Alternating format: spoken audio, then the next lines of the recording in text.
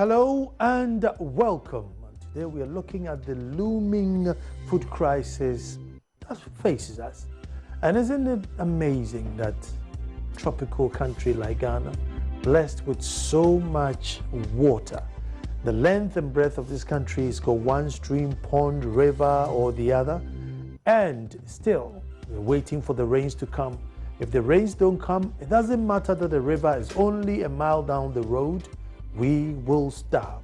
And we've known all our agricultural problems since I was in class 1, and still we just can't seem to solve it or get it started. And this year it's been amazing. Cassava is shortage, plantain is short, and food is practically just too expensive. But should it be so?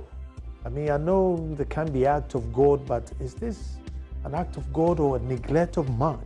Since Achampon started his revolutionary irrigation program, we never continued it, and here we are still hoping that the rains will come so that our farmers can grow their crops. Are we justified or are we not? That's what we are talking about. My name is Anan Sakwao, Chief of Adumasa, and your host. When I come back, we are looking into our looming food crisis. Thank God.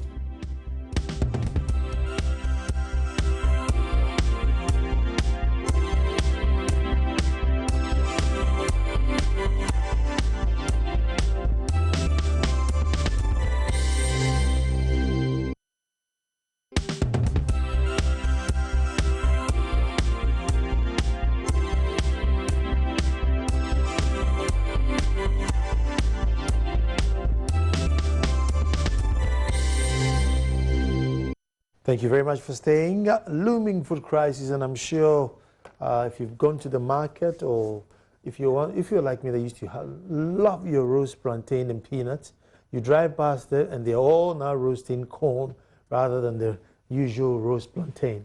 It tells you that they cannot get the plantain, let alone the ripe ones.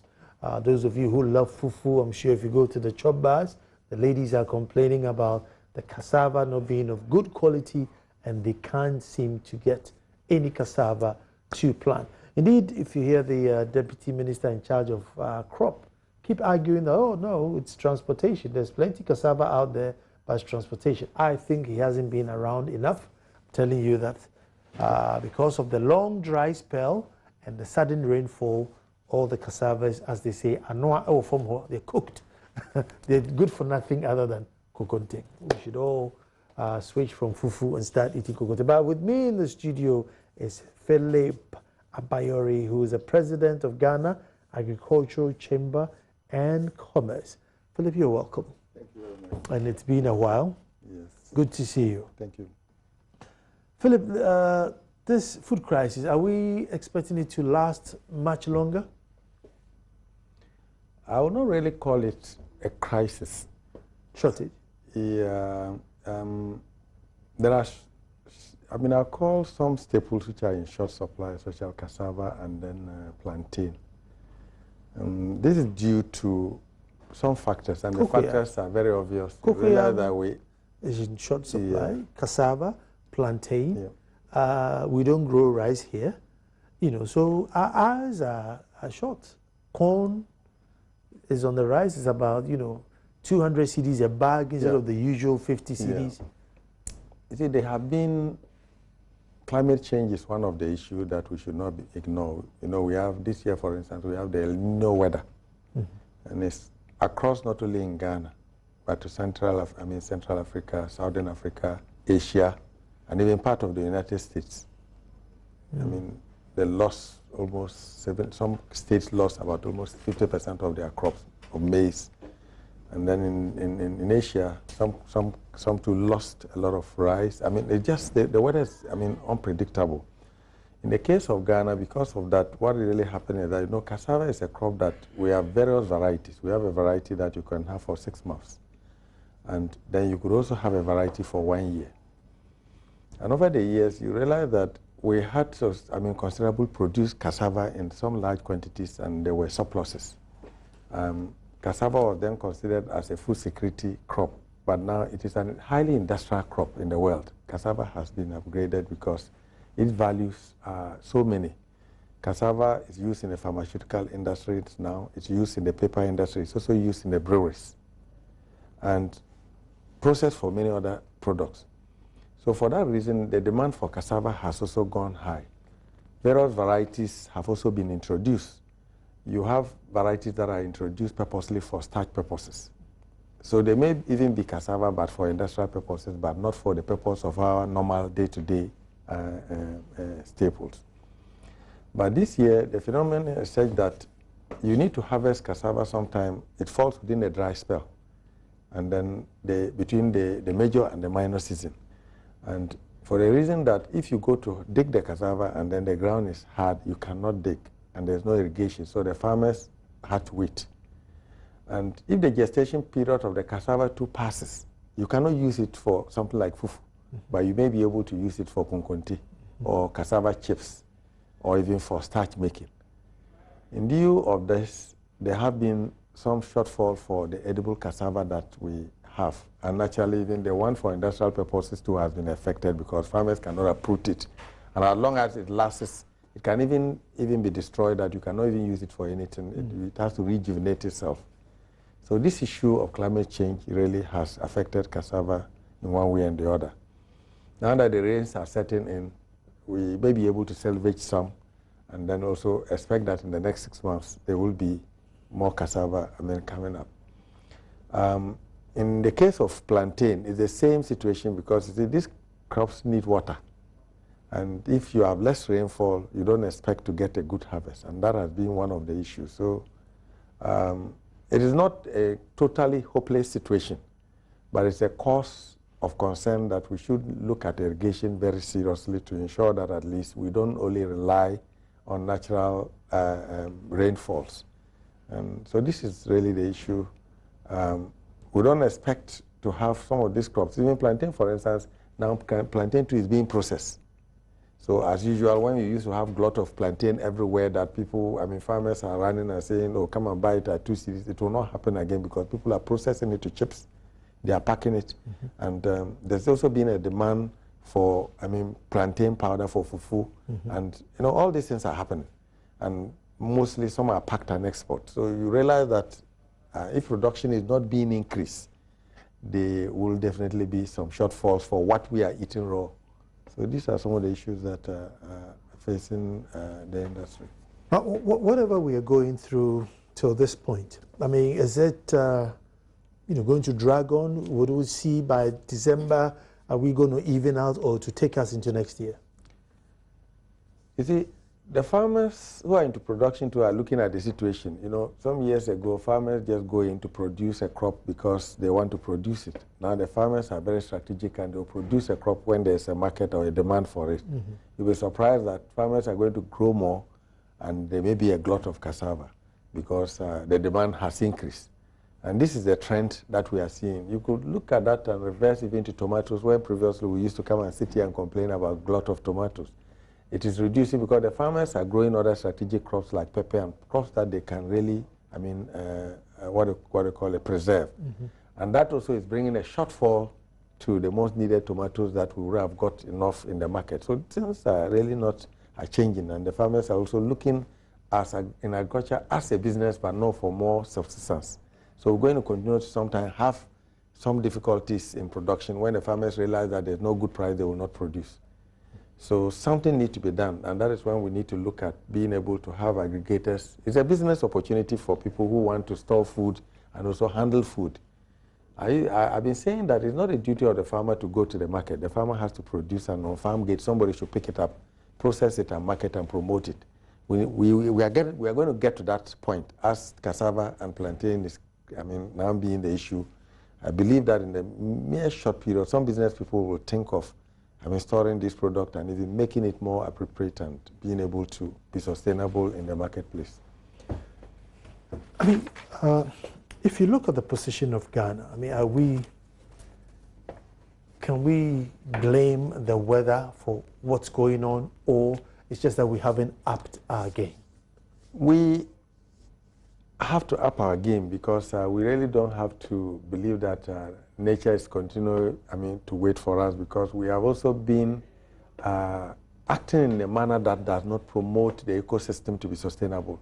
Like, you imagine the river bodies that mining is taking place, and I mean, indiscrimination, felling of trees, and so many things are going wrong. And for that reason, you don't expect us to have the rains as we used to have. We don't expect us to even have the rivers flowing the way they used to flow. All these are a mitigating factor to, I mean, rainfall. And if we don't look at water conservation, and we will have difficulties as time goes on, because climate change has come to stay. So we need to look at investing more in irrigation and making water accessible to the farmers. As we have water accessible for drinking, we should also be considering having an institution that will provide. We have the Ghana Irrigation Authority under the Ministry of Food and Agriculture. I think that we need to really look at that institution and merge it with the Ghana Water Resources and create a system that will look at water as a resource. We have the Volta Lake there, which comes, at the end of the day, goes into the sea. This is a very great resource. We have other lakes that are there. And if an institution is created very robust with a business concern, linking up with experts within the private sector, what will happen is that we will utilize this water for the good of agriculture. We will even be able to police the water bodies, because they are now a resource that we cherish so much. So we need to change our attitude and also think in a kind of business-like, because if we supply water to the farmers, they will pay for it because they will be able to use it. But the farmers themselves are doing it in a small way, which is not sustainable. If you look at our irrigation potential, we have only tapped 1% of our irrigation potential since independence. 1%. You go to Pakistan, 59%, China, 59%, Egypt, you know, almost getting to 67%. So we are nowhere. And I think we need to consider that as a country quickly and make it a priority to invest in irrigation. Staying with irrigation, with the way agriculture is, I have 1 acre here, your 1 acre, or you have 5 acres in circle. My cameraman here, he has 3 acres, but he's in pig farm.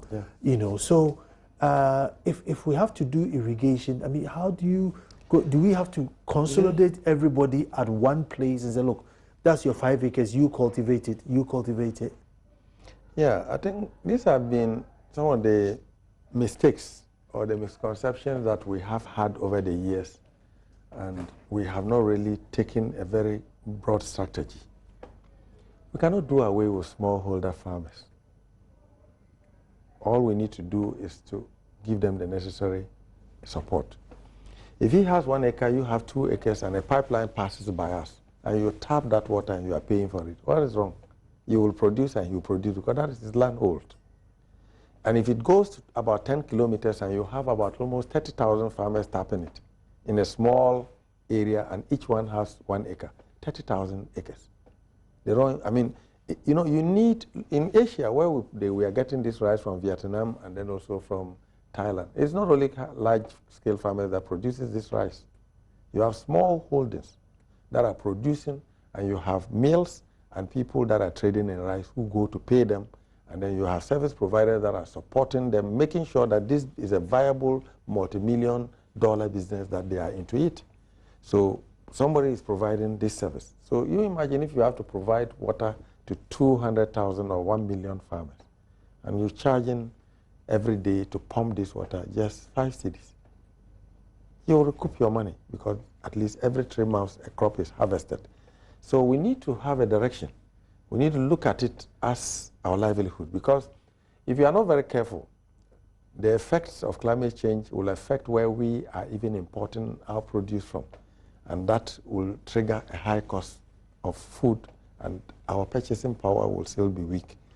But if we're able to concentrate in putting a lot of resources in irrigation and making it available as it's needed, you look at a place like Adan, those areas, the Dangwe East and Dangwe West, is strategically placed within Accra. Within 2 hours, you can drive towards where there are farmlands. They sit just not less than 2 kilometers to the water resource around this city. And do you think that if we have a pipeline through these areas with this large tract of lands, we can grow food? We can grow food. People can pay for it. We are paying for water in our houses, and we are drinking. The same, the farmers will be ready to pay for this water. And I think we need to look at it in a very business way where this resource is being managed in collaboration with a private sector. It can even be a build and operate and transfer system where a private sector organization has to manage this resource for, sustainability. We need to look at it seriously because the kind of weather pattern that we have is unpredictable, and we don't think that looking at the degradation that is being caused through some activities, we can really sustain ourselves if we do not move towards sustainable irrigation systems. Under Operation Feed Yourself, there was a lot of irrigation, revolution that was taking up in so many areas. Yeah. 1,000 acres here, 500 acres there. How did they do it, and what is it that from that time till today we are unable to? You see, under the Operation Feed Yourself, for instance, you realize that Champon did some major dams. And one of the dams, the largest dam was in Navrongo, that is the Tono Dam. You have the Via Dam, which was also expanded. You have the Bontanga Dam. You have the Pong Dam. And this was, some irrigation projects that were made purposely to ensure that you have about 2,000, 3,000 farmers operating within a catchment area. And that was good because it really helped within that particular time. In 1983, you realized that though the hunger was there, some of the areas in the northern sector was not having any problem. Whilst you were queuing for Kenke, the northern sector, for instance, was not having any difficulty because irrigation was there, and then for that reason, food availability was there. But that's, apart from what you call BUI, which has been added, we have not had any significant irrigation development happening. And that is not only to say that you only need to make only large dams. We need to follow the river bodies. One is East Legon, isn't it? Yeah, we need to follow the river bodies. You see, creating large river dams, the management of those rivers, currently, if you go back to look at those projects that were created, you realize that more money must be sunk to revamp them over the years. And because of the kind of management systems that were being put in, they were being looked at social interventions. So instead of, the recoupment of money back to be able to make sure it's a sustainable private sector activity, it was a social responsibility created by government. Because of that, government doesn't need to put in more money to rehabilitate them, and those facilities are not really operating very well unless more money is put in. But if you look at what other countries within the sub-region are doing, they go behind the dam and they create what we call weirs. Other countries have done it by blocking the water source in vantage points. And what had happened is that you realize that if you go behind wherever the dam is created or where rivers are, at a particular time the river is dry. So what they did is that they create the concrete weir so that there's water lying in patches in every village. So behind the dam, for instance, or some of the areas of the rivers, if we have these weirs, what will happen is that it stores the water for a more longer period. If from January to March, the water would have been finished in the river, that means that we have more 3 months to keep that water there and it can be used. And that is a more sustainable way. It's cheaper, and we could harvest water. That is conserving the water alongside.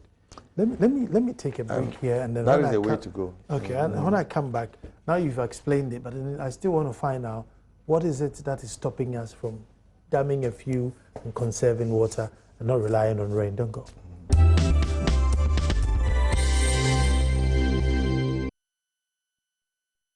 Well, thank you very much for staying. And we're looking at the looming food crisis in the country at the moment. And I'm talking to Philip Abayori, who is the president of Ghana Agricultural Chamber of Commerce. And just before the break, I was just looking at what is it that just can't, we just can't seem to get into irrigation. And we've talked about it several times. Anytime you talk about agric, this issue comes up. Is it the money? Is it the policy? Is it paranoia, fear?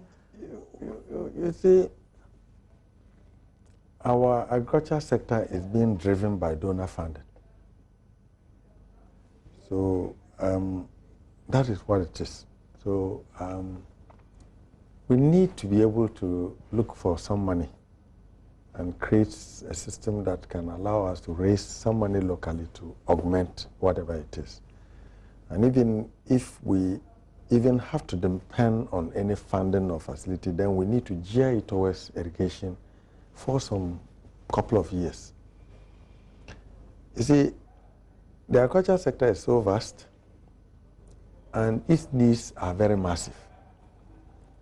But if we want to look at the cost in short term, we may be tempted to think that it's not, something we should put in our money. But in the long term, it is.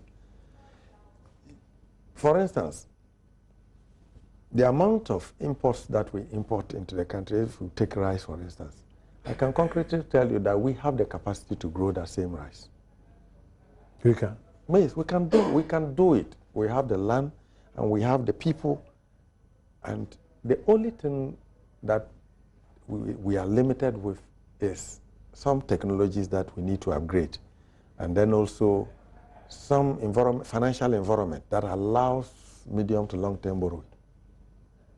This issue of agricultural productivity is a private-oriented activity.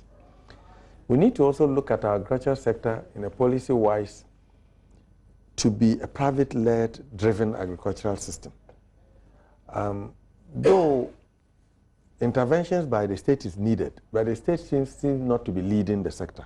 That is why sometimes we will have difficulties, because if the state needs to go and borrow $100 million, $200 million to put in agriculture, that is an insignificant amount so far as agriculture is concerned. And because it has been borrowed and put in agriculture, they are looking for a dividend. That dividend will not, and that will be for 5 years. It cannot yield any significant dividend within what we want to see. But if we collaborate with private sector and look at the needs that we have and say, look, we want to increase rice production to 80%. And we want to do irrigation. So we want interested irrigation companies, wherever they are, to partner us. And whatever guarantees we need to give them to make sure that they can put this infrastructure on a build and operate and transfer kind of thing, or a partnership, so that we can win government in being the lead borrower. Because sometimes, because of the previous projects that are there and they are not yielding dividends, the state is also very adamant to go into it. But we cannot say if we have made mistakes, we cannot correct them and move forward. So these are issues that are policy issues to be directed, to be looked at. We need to have people providing irrigation to the farmers privately and tolling it as we toll the roads. We need to go to that direction. We need to have people ready to provide agricultural transportation if it is a problem. Why can't we? Previously we had transportation challenges, within the 80s, where to even travel about almost 50 or 100 kilometers is difficult. And Tata buses came in, and we have a private union, GPTRU. Government guarantee for the buses, and they now manage their own buses. They buy their own buses. Look at the companies, the offshoot of that. Because they were supported, they guaranteed, they got a facility, they got the buses managed privately, they carried the people, they paid off. Now they have their own systems. They police even their own people. How vibrant, we have a commercial road transport system. You can pick up your produce, go and give it to them, they will send it to Kumasi. They do systems that are more remarkable. We need to get an agriculture sector that is growing in more open and a private nature, where we can rely on and even sit down and say, look, we want to move tomato production to this. We have the aggregators that are interested in providing tomato seeds, and they will do that. We have people in providing technology, they will do that. And the financing system and the processing system, and this is private. And when we realize that we are incompetitive in a market, that is when the state look at it and say, across the world we believe that we are incompetitive because somebody is offering what we are not offering. Then the state offers that. But what we are currently doing is that the state is the driver. And this is why you keep on having issues coming up, where even when objective criticism are going to be given, you feel that you may even be stepping on toes because they take a political dimension. But that shouldn't be a case in agriculture, because everybody eats, and food doesn't have politics. And we need to look at food as one of our needs that is something that's a necessity, not a luxury. And this is what we need to do. Philip, let me digress a bit, and as regards to this new craze, if I may say, where every farmer puts a little rucksack thing on his back and says, oh, mikobo spraying, and they're literally killing every living thing on the land possible. And it's becoming very widespread. Is there any policy to regulate this, to either stop the chemicals from coming? Are they safe for long-term use? What's going to happen? You see, that is why I'm saying that we you know, as a country, we have various issues that sometimes are not even supposed to be dealt with by the state. I'll give you an example. We have what we call Eurogap, and that was regulations, 361 regulations that were formed by European agricultural produce buyers and producers. What they did is that they came out with a program that we need to guarantee our consumers of what we buy and supply to them. And we need to know, and they even came out to say they had a traceability law that was, they created it themselves before it was adopted by the European Union, by the state. And that was the private operators. Because they looked at Asia, they said, look, we're receiving produce from Asia, we're receiving produce from here, and we, as Europe, must look at guaranteeing the food chain for our people. So we, the private operators, have come out with 300. Now there are even about 1,000 regulations. A traceability and then health-conscious issues that they came together. At the time, 10 years ago, there were about almost 361, and they've gone to about 890-something regulations that they made. That they need to know what chemicals are used to produce a crop before it is put it's put on the value chain. And they need to know who is producing it. What is the health status of that person? Okay? Mm-hmm.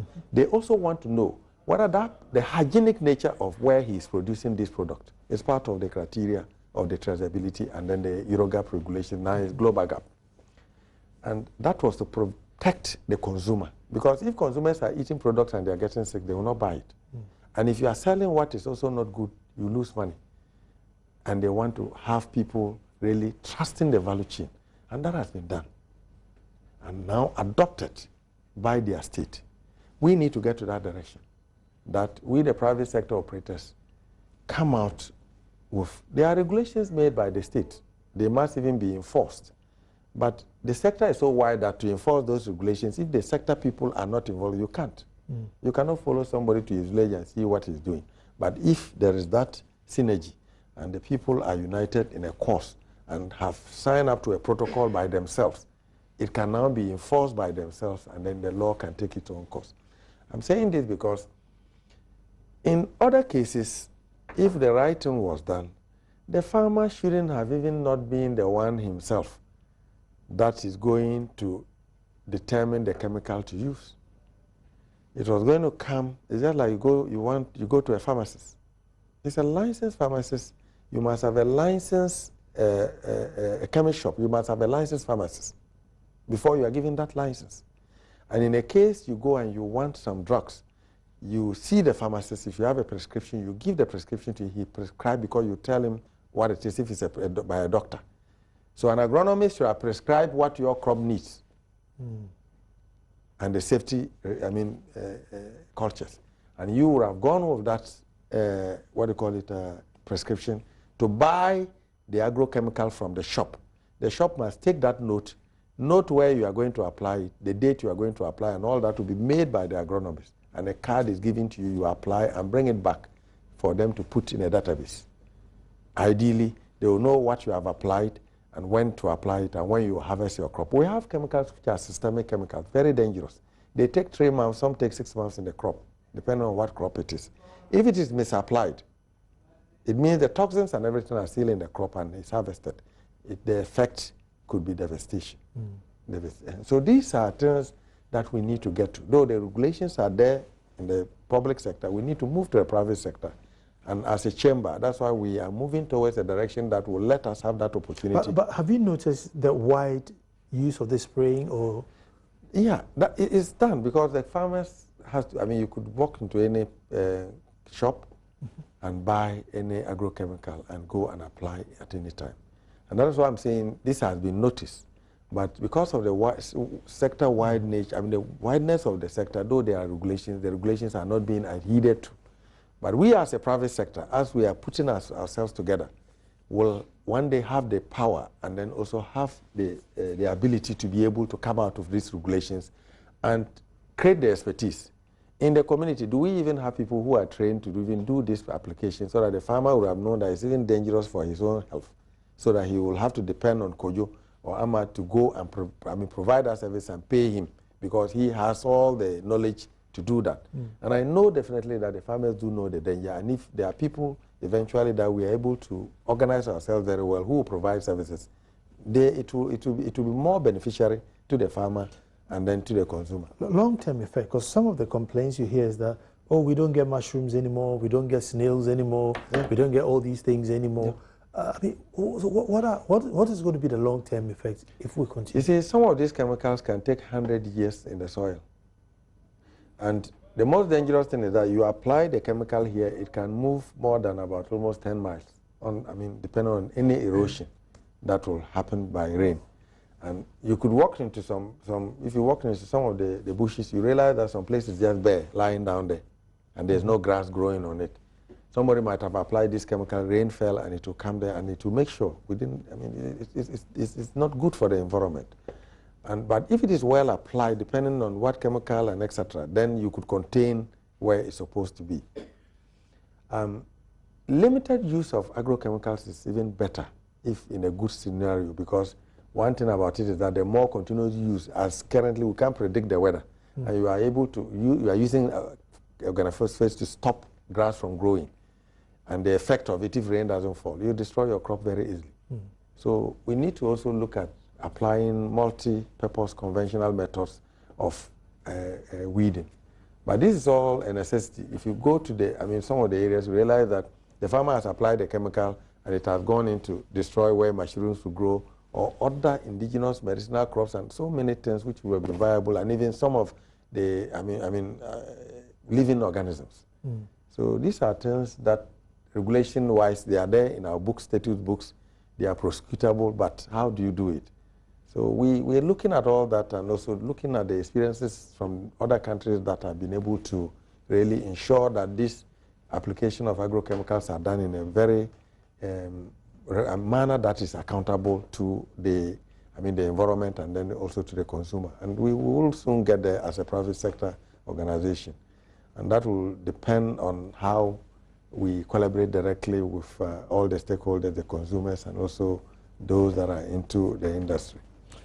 Philip, I know you don't want me to say crisis, but if I take out the import, rice, which is we're using as a supplement now, you look at cocoyam, plantain, cassava, I don't know what else, wheat. There's really not enough food in the system. You see, food availability we have. We have enough food. And when I say, if you go to the warehouses across the country, you go to, there's a lot of holding of rice, but mostly those are imported food. But we're talking about food. I'm just saying, if you talk about crisis, we are not in crisis because the food is available. Okay. Food availability is different from food security. Food security, you are looking at your future, that you can secure your own self. That we have not been able to. But availability of food, there's no any alarming situation that we will have. Some of them, like what we are saying, in the next 6 months, you may have a lot of abundance of what they call it, plantain, or cassava, because the rains have come. But that's not the way to go. We need to be able to store these things and make them available at all time at more affordable prices. It calls for policy. It calls for various interventions. For cassava, for instance, the good thing on plantain is that research has been done. We have AGRA, FARA, and almost some of the research institutions, they are good varieties. And some of these cassava varieties too have been cleaned up, viruses and etc. The issue is now to grow them in a more sustainable way and also ensure that the post-harvest handling of them are also done in a manner that we should be able to have them in a more sustainable manner. And as I say, irrigation, if you have a large scale area of 5,000 hectares of cassava and you don't have irrigation, you cannot harvest that cassava. So, I mean, we need to look at some of this. There's a current policy that has been made. I think the World Bank has supported Ghana Commercial Agriculture Project. And I mean, looking at the policy, they are looking at irrigation in various vantage points, I mean, with private sector. And I think we need to look at that project coming up to see how the private sector will play a meaningful role in handling irrigation systems, to provide irrigation systems to, I mean, irrigation support to the farmers. And looking at it, that is not what we should depend on. We should move more aggressive into ensuring that anybody within any community that there's, every community should have water pumped, and then the farmers are ready to be able to, I mean, utilize it. Let me take a break here, and when I come back, I just want to find out, so if you look at where Ghana is placed globally, I think the best chance we ever have to compete globally will be something to do in agric, because electronic or chemical or aeroplanes or auto industry, I don't see us really competing with all the big boys. But agric, we had a chance. What have we done to it? We're coming straight back. Thank you very much for staying, and we are talking agric, we are talking food crisis, even though it's not quite a crisis, as my guest would say. But just before the break, Philip, I was saying that if we take ourselves as a country and we look at the global village, our strongest point in contributing or matching up to anybody in this, all these big kind of countries would have been something within the agric sector. Once upon a time, we're leading cocoa, this, that. So why have we taken, it's like our low-hanging fruit, and we're taking our eye off it. You know, because I don't see where else our strong point will be. You see, we have a competitive advantage, and I mean, to grow food in any quantity in this country. But that's why, you know, I made a point before we got to this point that, you see, so many things take a political view in this country. And until we recognize that the agricultural sector should be looked at as it is, and that there's no politics in food, and that agriculture too is such that if you don't do anything anytime you are talking, it will come to play. Because if you say you are producer and you haven't produced, we'll see it. So you don't need to. And some of the issues that come up, the growth in agriculture has been abysmal. That's what I'm saying. Some of the issues that come up makes things very difficult for ourselves because we have turned things in a political dimension. If rain doesn't fall and yields are low and there is food shortage and there is an issue to be discussed, it's a natural phenomenon. The blame can go to government that, look, you didn't provide irrigation, so you make effort to provide it. It shouldn't be any issue. If technology is low and you have not, the people within the sector don't have the capacity to procure those technology to put into the sector to drive the sector, it calls for government intervention to boost up that technology. You come in. It shouldn't be an issue for defense. You follow what I'm trying to say? If industry is not getting raw material, and for that reason people cannot be employed, which is very visible, and you believe that you have to support production and that you put resources in, it needs to be a clear-cut issue which without blame. You follow what I'm trying to say? But if we sometimes want to use figures, that you want to put the pen and paper to use to say what, I mean, and you know, you have distortions at the end of the day, because you may be targeting, and if the rain doesn't fall, will you meet your target? No. You may be targeting. If you don't get the resources to put in, will you meet your target? And then it becomes an issue. We have had dwindling production capacity over a long period of time, and that came about because of the economic recovery program and the structural adjustment program. And for government to pull out from the sector quickly, deserting some of the industries that were available. You know, previously the post-harvest that we are now thinking about value chain was there. You have food distribution, which has warehouses across the country. They'll pick up the yam and make sure this cassava you are talking, they would have looked for it and brought it to Accra. The plantain, I mean, they will go to any length. You had all the structures in place, but they were not fully privatized. And even in the privatization that was made, some of them are being used for a purpose that is not supposed to be. So you have a compound that was supposed to be used for food being used for another purpose. In that case now, we need to put up those structures again. And looking at the history, should government put those structures? I would say no. They should be privately put. They should be privately owned. So that if these technologies that we were having, I mean, we now even have more better technologies, government should collaborate with the private sector to make sure that we have a vibrant food chain. What will be the interest of government? The interest of government is to ensure that there is affordability of the food so that workers do not come and demand for more salary.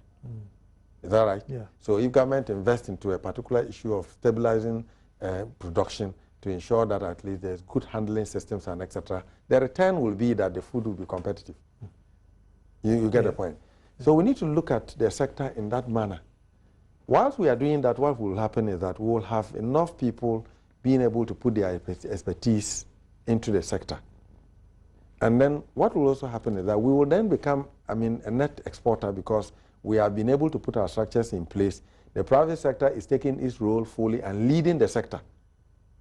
The transport sector in Ghana is not being led by fully government. Government is at the back. The agricultural sector in Ghana is led by the state. Okay. The state borrows a lot of money to put in irrigation infrastructure, ABC. That shouldn't be. The state should back up me and my group who say, look, we are into it. You say, oh, we want you to increase rice production to about 50%. Then we say, oh, our problem is that we need $100 million. But, I mean, the interest rate is 30%. So we need a concessional rate. Say, oh, 3% is okay. So we can give this to you for 10 years. And we believe that you give you a moratorium of 3 years. But we want to see this rise, are you getting the point? Within, I mean, 2 years coming in. So you can, if you put in 100 million in rice production, you know how much you get within a year? If you are able to do 2 cycles, you can get $400 million neat. It's a profitable venture and you can do it. But how can you raise that money and put it in? So you need to go behind people and ensure. Then you're looking at people to put up mills. If there's an existing mill, it has problems or challenges, you could support it to be able to mill this rice. What would be the return? Instead of using imported rice to feed school feeding systems, school systems, it's okay. We want you to supply us this is our target per year. Give us the rice, and that's paying for your debt. We need to do this arrangement so that we can have more resources in the private sector doing the service. Can we start, let's say, maybe 2 policy where we start with 2 crops or 1 crop to say, look, we'll put all our energy based on in our grid now is going to be on rice.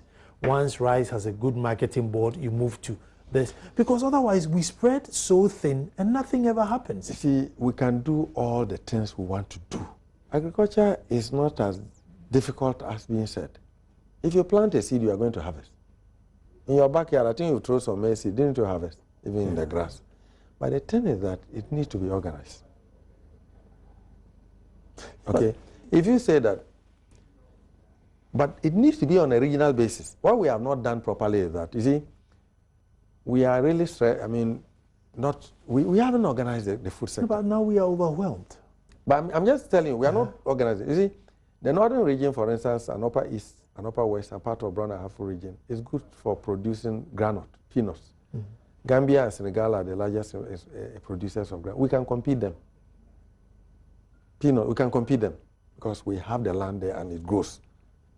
All we need to do is that to ensure that they grow this crop. The soybean is so well grown in the northern, these 3 areas. So if we decide that they will do rice, because they have valleys, they will do soybean, and they will do granite, and they will do maize as 4 crops divided into the regions and support them with systems, whether it's irrigation and etc., and expect an outcome of some quantities. So we put in and we expect something to come out. We will get a resource. Then we look at Ashanti and BA which is also, I mean, a large maize production area, and other staples, and say, look, you choose 3 crops. So then we can have industries sited in various places to process various crops, knowing that those are the larger growing areas. You get the point? Yeah. In that case, those districts that are growing will specialize. People will be trained. Now we have tertiary institutions that people will be trained and specialize in seed production within the area. People will also be, I mean, in processing and marketing, and it will become an industry of itself. If it's tomatoes, so should it be? It's possible to make it, but you see, you need a system that is able to work with the private sector. I mean, maybe this is to buttress your own point, saying that we shouldn't politicize food, but regional or zonal agriculture. It is important. The Commander Sugar Factory, and it's been so politicized. I don't know which is which, whether to grow the sugarcane first before the factory or the factory first before the sugarcane. But we all sit up about it. Those are the issues. You see, sometimes it's difficult for one to make a comment. You see, if we grow sugarcane, it is good because we cannot be importing sugar. And we need to ensure that we put all things in place. If a factory is there, we need to also have production going on. And we need to look at... But does it matter which way around? The sugarcane first or the factory first? I'm just saying we need to look at things in different dimensions. And we have small, medium, and large scale. So if there are large scale farmers who are going to go into sugarcane production, fine. Medium scale and then small scale, giving opportunity to everybody. But all we need to always do is that when it comes to agriculture, we need to be one. We need to look at how possible can we ensure that we are able to feed our people. And I think that is what is the best thing to do. And that's why I'm saying that because of the nature of where we are placed agriculture, where the state is leading, that creates these particular issues. But I don't know the arrangement of Commander, but I want to see a full private sector lead, collaboration in that. That's my opinion. Get the state out of it. Yeah, the state should just try its best. Either to toll this factory and get people to run it and be sitting at the back of it and ask for its money to be paid back. Because experience have told us, and you could see if we bring in politics to, we need to look at things in a way. I don't want to go into the nitty-gritty of it, but I'm looking at it that we should get people who have the expertise and say, look, sign up to this thing is $10 million, and we need it to be paid in this. Organize your sugarcane growing. How you are going to grow it is in the community. Employ them, do whatever you want to do, but we need the resource. That's going to be the best approach, and come out from it. And if we do that, a businessman will go and look at this factory, whether the factory is there or not, and look at the potential in the area and get the sugarcane, whatever he's going to do, but there the sugarcane might be grown, whether he's going to support the farm, whatever. The business people have, those who are agrarian business people know what to do. And we should do that with other factories which are already existing and not working. We should be bold to put in a $50 or $100 million into it.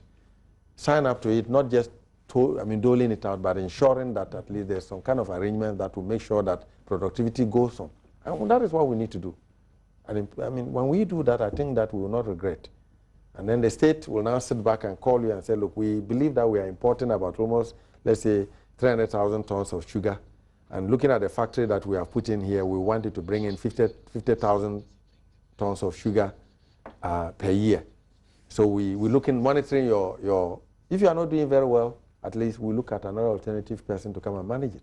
You get the point. And this results-oriented kind of approach can bring something out of it.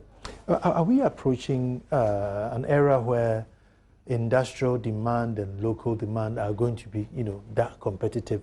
Like now, cassava is being used for beer. Some are doing rice beer now. Corn. The breweries are also using corn now. You see that there's so many industries who are now, using our staple foods. Is there going to be that competition, or you think production will go up to meet up both demands? There will be a competition if we don't step up production. But this is an opportunity for job creation, an opportunity for liquidity to remain in the country if there's high demand for for cassava for industries as it is. It calls for more investment into production of cassava, a ready market, opportunity for creating jobs. So maize has demand, and if we're able to grow it, then what is it? We are taking a market. If rice is $600 million importing rice, and we have we have 300 million produced here, the money remains here. The economics is just very easy that the money will not go anywhere. I speak to some rice, because of these activities, rice importers, and they say, look, if you can grow the same rice here, why do we pay duties and we will buy it? You see, we need to get to a point that the state can sit in round table with the actors, with mutual respect, and then also with common interest. You get the point? I buy the local brown rice, which is unpolished, and it's so expensive. And I was thinking, if it goes through the polishing mill, it should rather come out more expensive. But if it's just unpolished, it is just brown, shouldn't it be cheaper?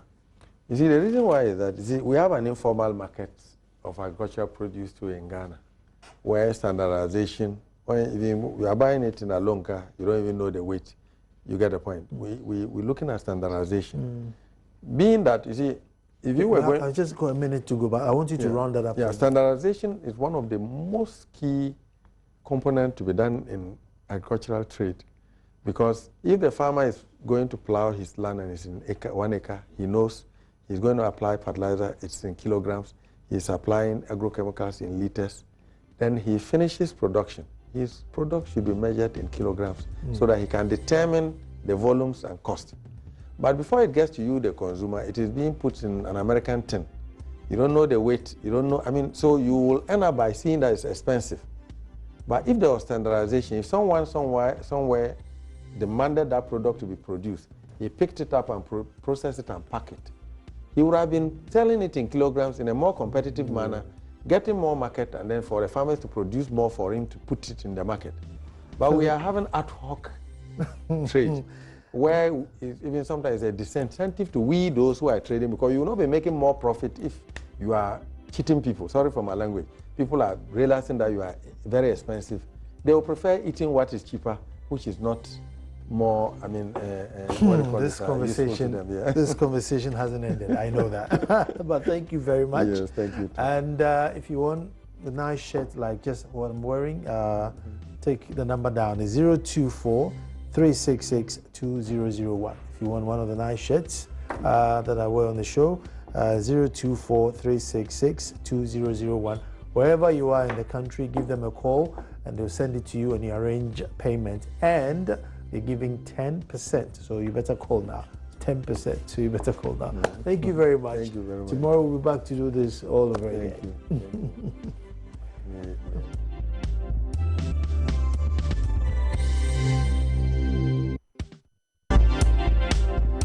PM Express.